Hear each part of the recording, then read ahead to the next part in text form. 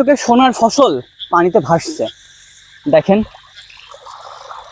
আমার হাতে এই ধানগুলো হাঁটু পানিতে ডুবে গেছে।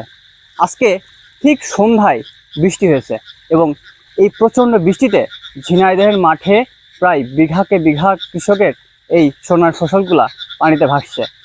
হয়তো বেশিক্ষণ না, আজকের এই বৃষ্টিটা না হলেই আগামীকালই এই ফসল ঘরে তুলতে পারত কৃষক, কিন্তু সেই স্বপ্ন রয়ে গেল। এই ধানগুলো হয়তোবা কলিয়ে যাবে, মানে এই পানি নামতে নামতে এই ধানগুলো কলিয়ে যাবে, এটা নিশ্চিত। দেখেন কি পরিমাণ ক্ষতি হয়েছে।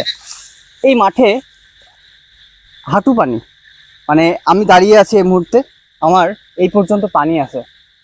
সত্যি কৃষকের এই স্বপ্নগুলো প্রাকৃতিক দুর্যোগের কারণেই এবছরে খুব বেশি ক্ষতি হয়ে গেল।